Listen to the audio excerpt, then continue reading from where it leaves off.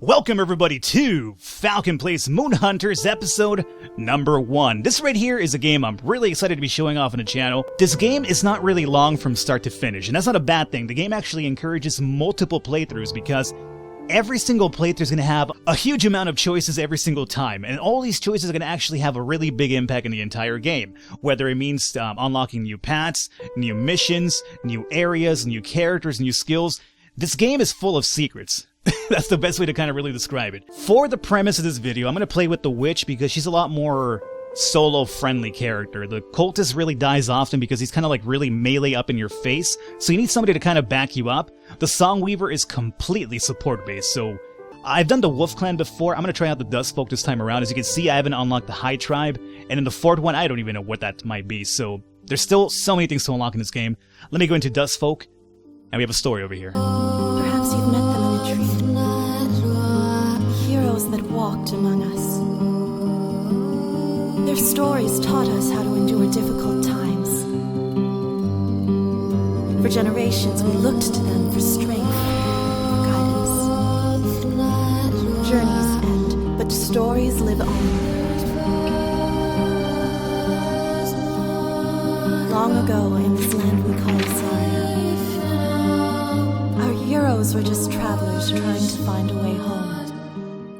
So it should be noted that the person talking is talking about heroes, so as you can imagine, you are almost doing different cycles, I want to say, where whenever you die, that's the hero that actually gets embedded into the constellation, assuming you made the proper choices and you got the proper ending to unlock, another history in the constellation over here for people to tell stories about for years and years to come and generations to come. But again, I'm getting ahead of myself over here. We have Kubeli. We're nearly out of water. We need to find somewhere to camp before the first moon feast tomorrow. Gotcha. Alrighty. So we're in a sandy type of area. We have a spear attack over here straight up. We also have a crazy dead beam, and we have a dash attack to get away from trouble, and also do some damage at the same time. The green bar is going to actually signify our stamina. You can't necessarily just spam attacks over and over without, taking any sort of hit over here. What are you supposed to be, buddy? Hey, what are you supposed to be? Can I talk to you? Can't talk to you. I can attack you, though. Oh, you're dead now. I'm not sure what that was. Always keep your eyes peeled in this game. There's going to be so many different secrets and so many different things to do. Like, for instance, I have an option to talk to a giant well? You hear a strange, sad chanting. It seems to be echoing from deep in the well. A pack of belongings have been left outside of it. As I mentioned, every single option and choice that you get in this game is going to actually impact the overall story for that run. So I could either take the pack and just be a scumbag, or I could call out. Oh, hello! Is it safe to come out? Have the Owls of Dead passed back behind the mountains? Sure, yeah, maybe. A man crawls out of the well with a smile. You feel a bit more compassionate. Thank you for the good tidings, friend. Perhaps I'll see you at the first moon feast tomorrow, where there will be calamities, yes. How do you know about the calamities coming up? So we got a reputation of being compassionate over here. So if you look at our abilities, this will be like the skills that we actually have to combat. These will be our stats, which we get to level up after every single night. And we have reputation. The reputation is going to be a way for you to do different type of interactions every single run. Some interactions will have you need to be knowledgeable, sometimes compassionate, sometimes flirtatious. And all of these will be based on your choices as you go along over here. So just keep that in mind. Let's go onwards over here and unlock some more of this map. Oh, we have a dude over here. What are you doing, buddy? We have HP regeneration. What's up? We have the Seer Beyond Stone. May I be guided by the Great Mother and the Pale Dancer in consecrating the stone and my travels? Sure, I guess. Well, have at it. It's all you. Alrighty. Always go ahead and destroy everything around you. Treat it like, you're playing Zelda over here if you have to. If you see a barrel, you see a pot, go ahead and attack it, roll into it, do whatever you have to do, because all these things will actually give you these opals, which will be used to upgrade your stats and your skills as you progress, and also unlock a bunch of different recipes. Sometimes you'll be uncovering things like vegetables, which you have no idea what they're used for. But once you get into the camping areas, which we'll show off here at some point, you'll see what the ingredients and vegetables will be used for as well. Alright. Do a little dash attack through here, just hit a rock, that's not going to do us any good. Now, those brown little objects that we're picking up, those should be vegetables that we have, that we're unlocking. But the problem is I've already collected cactus before, so I don't have to, pick it up again. So whenever we find, a new veggie, we'll be good with that one. What you doing there, buddy? No, no, no, no. Oh, no indeed. Let's go attack this over here. I'm gonna make sure to keep the music high for this video just because the music is so good in this game, and this one right here is actually a pretty decent track. So this will be a really short stage because it's kind of like a tutorial, teach you the basics on the enemies and whatnot, so don't expect too much out of this one here. But it's going to give us an idea of how the camping system works. Are you sure you want to camp for the night? Yes. You begin to camp for the night.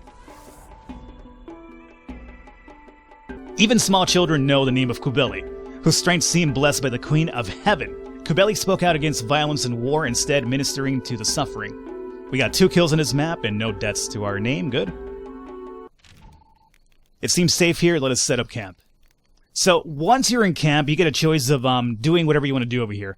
Each one of these will actually have a representation on your stats. So if I decide to go hunting, I'll get a boost to my spirit and my strength. If I wanted to go ahead and do some stargazing, I'd have a boost to my intellect and my faith as well.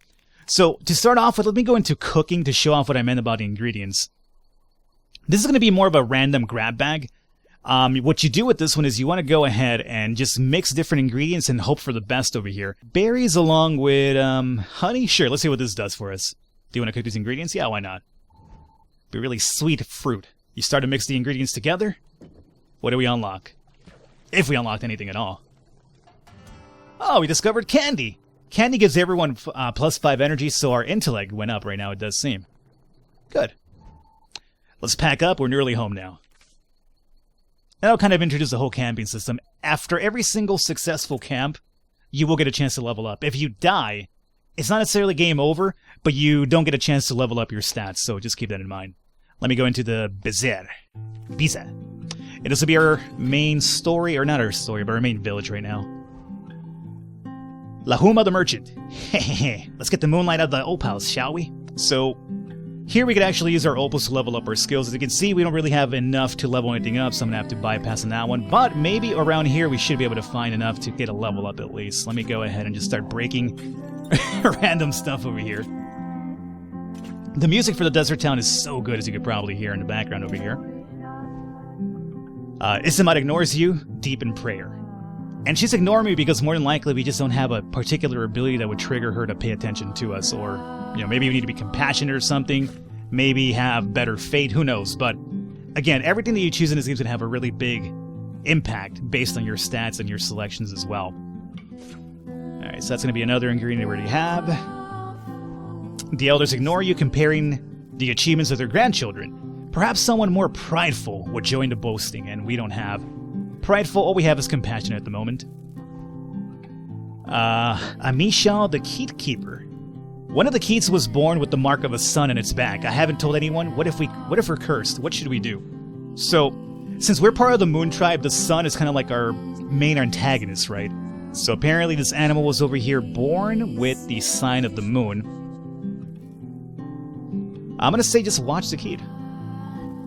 Amishal looks relieved and agrees easily to wait and see. And we probably just got something to our abilities as well. Or reputation? No, we probably got something close to leveling up our reputation, but not enough to completely unlock it just yet. Carisha, the mother of 3. Well, aren't you a cutie? And a soft-hearted one too, I hear. Just how I like them. So we could either flirt or distract. Let's go ahead and flirt with her, why not? I see we'll have lots to talk about after the feast. Look for me. Oh, baby. I'm down with that. So that one should have given us the flirtatious one, at least for now, and the more flirtatious actions we do, we'll probably get the skill unlocked down the line. Yes. Alright, let's get started. The village has been looking forward to this. The village gathered to feast and watch the moon rise. Everyone sang into the darkness to welcome the full moon. But she didn't rise. The singing stopped. Panic spread across the village. Everyone be calm. This must be part of the goddess's plan. Kubeli, you've been our protector in years past. What do you plan to do to bring back the moon? So I could either find a priestess or ask the other tribes. You know what? I think I did the priestess before. Let me ask other tribes this time around. I approve of this plan. Let us handle the panic here while you figure out what's happened. Maybe the sun cult is to blame. It's always the sun cult. You gained +3 intellect this time around, and we got some leadership points as well. Alrighty, now you can interact with these individuals, but they shouldn't really have any sort of need progression for us, so we can just continue going forward here. Okay. We have these salt flats now. Combat map. Okay, good. Never been to this map before. It is actually pretty cool looking, though. Alright. Get you on out of here. Do my strike attack. Do the goddamn... This is like some Dragon Ball Z beam right here. It's like a Kamehameha of some kind, or... They didn't, like, Cell have a beam like this as well? Or is that... Or am I thinking Piccolo, Destructo Beam? I don't know. It's been a while since I watched Dragon Ball Z, man. The fox returns your stare unmoving. Can't talk to animals. God, how do I get that skill? It'd be so good to have. Oh, secret pat? Secret pat? No, no secret pat. Okay. Always keep your eyes open for those, so you never know what you're to find in the cracks in this game. Who's this over here? The Mesh. They say this was once a great ocean before a young girl prayed to the sun. But why would she do that? Ignorance or evil? Let's go with the ignorance one. Very foolish indeed. May our children seek wisdom. Oh! Is that getting us close to wisdom? That would be pretty nice. Wait a minute, what is this one? Resolve. Oh, that's the one that we have already unlocked. Gotcha, gotcha. Alright. Nothing over here. How you guys doing, huh? Snake dudes? No chance. Again, the witch is really, really good for solo play. If you're going to be playing solo, select her until you get more comfortable with everybody else. The cultist is not bad. The only problem is he has no range at all, so you kind of have to get up close and personal, so you'll easily get swamped with other enemies, and then that'll kind of put you in a really tough spot. The Songweaver, all you do with the Songweaver is literally run in circles the entire time and just play your little ukulele, I guess, and hope for the best in terms of triggering certain attacks here. Get you guys out of the way and do my Destructo Beam, which actually does push these guys back here a little bit. I should use that more often. Talk to who? A humble shrine stands crusted with salt and the wear of years. Clean them off? Sure. At your touch, the shrine crumbles with a soft whisper, pieces blown away by the winds. Oh, we got patient as well as a trait. Okay, good. And... where to now? Oh, they gave us access to an actual map now. The Sun-Cursed Sands. There's a merchant here and an oasis. I've never seen an oasis as well, so obviously in-game. There's so many different things that I'm unlocking over here with different playthroughs. I've already done like at least 3 different runs, and this right here again is completely all unique to me again in terms of the maps, the enemies so far. All unique to me as well, so the replay value is really, really high with this one. Get you out of the way here. Yep. Gotta do my beams. No, buddy. Get on back over there, okay? None of your yap.